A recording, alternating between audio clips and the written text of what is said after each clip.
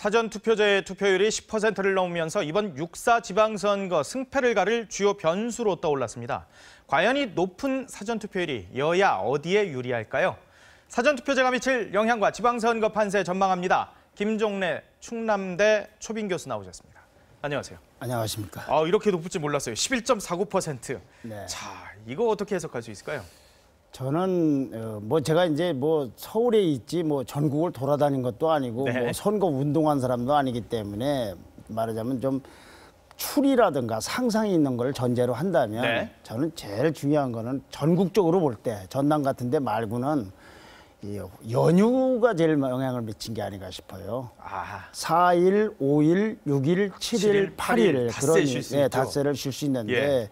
이게 사람에 따라서는 그렇게 긴 연휴가 많지 않으니까 예. 미리 하고서 금요일만 휴가를 내면은 좀 가족이라든가 좀 힐링을 한다든지 그렇죠. 그래서 그것이 제일 큰 게 아닌가 싶고 예. 두 번째는 유권자들의 열기가 투표장을 향하는 열기보다는 동원하려는 말하자면 출마한 분들의 의지가 이런 사전 투표를 높이지 않았나.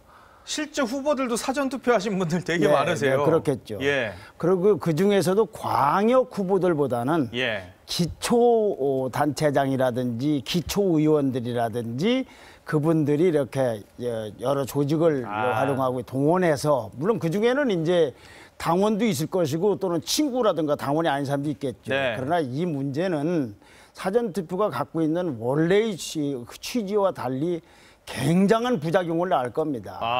네. 순기능도 있지만 역기능도 분명히. 예를 들면은 가이드를 내서 차량을 동원했다 한다면 그건 명백하게 불법일 수도 있고. 지금 전남에서 직접 그러고 있어요. 네, 가는 동안에 누이 좋고 다 하듯이 간 길에 투표도 하고 이렇게 한잔 한다 여러 가지 이게 별로 제가 직접 현장을 보지 않았지만 예. 실제로 벌어지는 일이 없고 이거는 선관위가 엄중하게 나중에라도 이건 문제를 적발을 하고 제도를 개선해야 됩니다. 이거 그렇군요. 본래 취지와는 전혀 달리 굴러갈 가능성이 있다. 네. 네.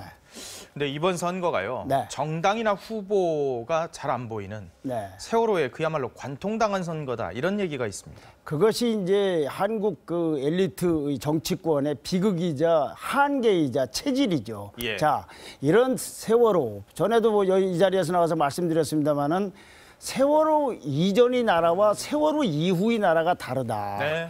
그러면은 세월호에 말하자면은 치이는 것이 아니라 이제 세월호 이후의 나라를 어떤 당이 어떤 후보가 만들 것인가에 대한 비전을 제시할 수 있었으면은 이런 일이 없었겠죠. 그런데 너무 큰 이슈 앞에서 정치권도 이런 데 적응하는데 능력과 여러 가지 한계가 있는 거 아니겠습니까? 네. 그러다 보니까 말하자면 이게 표현이 좀 이상하다만 왜 좀 급하면 버릇이 나오지 않습니까? 그렇죠.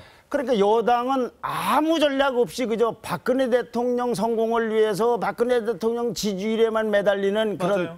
단선적이고도 이런 지금 그러고 있죠. 그런 거의 그건 전략이랄 것도 없는 거죠. 그렇죠.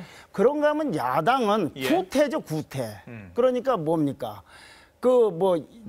무슨 연대. 네. 아니면 이상한 무슨 포퓰리즘적 정책이라든지 그거 말고는 안 나오는 거지. 이런 거에 따라서 새로운 패러다임을 만들고 새로운 국가 비전을 제시할 수 있는 말하자면 집단 사고나 집단 지성이 없는 데서 벌어지는 것이고 그 부분은 특히 이 지방선거를 통해서 정치적 이득을 많이 가지려고 하는 정치적 리더들이 책임져야 될 부분들이 많은 거죠. 그렇군요. 네. 지금 후임 총리 인선에 고심에 고심을 할 수밖에 없는데 정치인 총리 가능성이 어느 때보다 큰데 적임자 과연 있을까요? 네, 그 말씀 전에 내가 아까 질문하신 거에서 하나 까먹은 게 있는데 또 하나는 우리나라 선거의 상징은 서울 아닙니까? 그렇죠. 근데 이 서울 선거가 좀 보기에 멋있는 이건 정말 강대강이다가 아니라 이렇게 싸우는 걸 보면은 뭘로 싸우는지 왜 저러는지에 대한 이 납득이 잘 덜 가는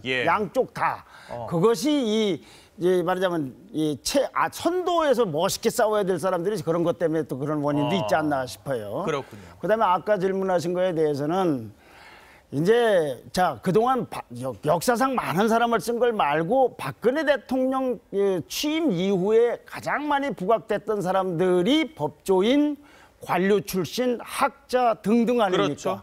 근데 이분들에 대해서는 이미 여러 가지 문제점이 돼서 중간에 낙마한 분도 계시고 예. 아니면은 했는데 좀 미흡하다라는 평가가 나왔지 않습니까? 네. 그러면 이제 시야를 돌려서 네. 다른 쪽에도 관심을 가져야 하는데 그중에 그래도 투명한 가운데 질이 떨어지는 분도 있지만 대단한 분도 있는 쪽이 이 정치권이라는 큰 우리가 투표로 뽑은 데가 있지 않습니까? 그럼요. 큰 인재품이죠. 예, 그러니 그냥 무조건 전문에 의하면 대통령께서는 이 정치인하면 좀 그러시는 모양인데 예. 좀 그걸 좀 감안을 해서 이번에는 정치인 총리를 좀 하는 게 어떨까? 예. 그러니까 국민적인 또 의견을 물어보고 그러면 무조건 정치인이냐? 저 같은 경우에는 저는 일면식이 없습니다만은 예. 김문수 지사 경기지사 같은 걸 보면은 네. 삼선의원의 경기도지사도 2번을 했고, 그러니까 행정 경험도 있고, 그리고 정치니까 예. 완전히 정치인이라고 할 수는 없는 거 아닙니까? 그렇죠. 근데 인터넷에 보면 이분의 양력 중에서 경력 중에서 아주 특이한 게 한 2개가 발견이 돼요. 어떤 거요? 하나는 2006년도 국회 출입 기자단. 네. 기자들이라는 게 되게 좀 저도 그렇습니다만 좀 비판적 아닙니까? 까칠하죠. 네, 까칠하죠. 네. 그때 2개의 상을 받았어요. 상보다는 이렇게 선택이 됐어요. 예. 가장 일 잘하는 국회의원. 그다음에 가장 약속을 잘 지키는 국회의원. 1등을 했더라고요. 예. 그 인터넷에 나와 있는데 이 자료를 김문수 지사 쪽에서 잘못 냈다면 그건 허위니까 그건 별개지만 예. 하여튼 인터넷에 나와 있는 자료는 그렇고 예. 또 하나는 전태일 사업 기념, 우리나라 노동운동에 고생을 많이 하셨고 그랬죠. 정말로 참 안타까운 분 아닙니까? 예. 그 기념 사업회 사무국장도 했어요. 그러니까 여러 가지 다양한 경험을 겪었죠. 그러나 전에 낙마한 분 그분한테는 죄송합니다만 이분에게도 무슨 숨겨진 다른 문제가 있다면 그건 본인이 알아서 생각을 해야 되는 문제. 그건 누군지 모르니까. 그렇죠. 그다음에 또 하나 걸린다면 굳이 이제 우리나라 정치의 관전법 예. 중에서 이제 TK가 아니냐. 예. 근데 이분은 고향은 경북 영천이지만 경기도에 지사를 했고 국회의원도 경기도에서 했기 때문에 예를 들면 그런 행정 경험이 있는 정치인들 이런 풀에서 가져가는 게 아무래도 그렇죠. 낫지 않겠느냐. 게다가 특정인을 너무 언급하게 되는 게 좀 부적절할 수 있으니까요. 네, 게다가 한 분은 또 안 한다고까지 하니까. 그렇죠. 김무성 의원이 그런 얘기를 했었는데 네. 자, 이런 상황에서 지금 관심은 또 선거 판세하고 선거 이후의 전국입니다. 네. 지금 어떻게 보세요?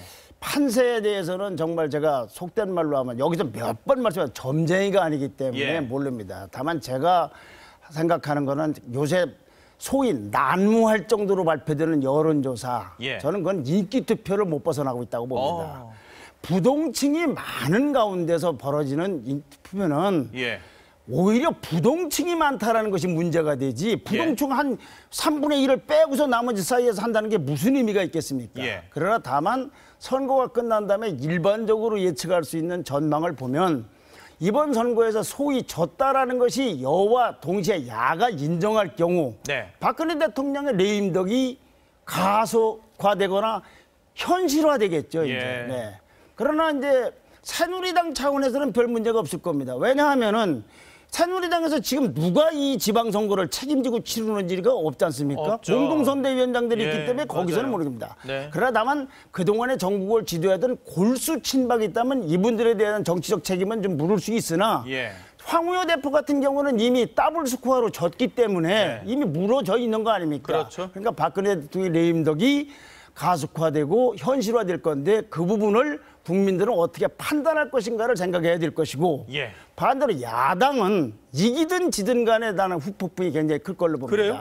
야당의 경우에 특히 여기서 말씀드린 거는 건 안철수 대표를 중심으로 한 김한길 안철수 체제를 말씀드립니다. 예. 세 가지 경우 아닙니까? 이기고 광주에서 이기는 거. 예.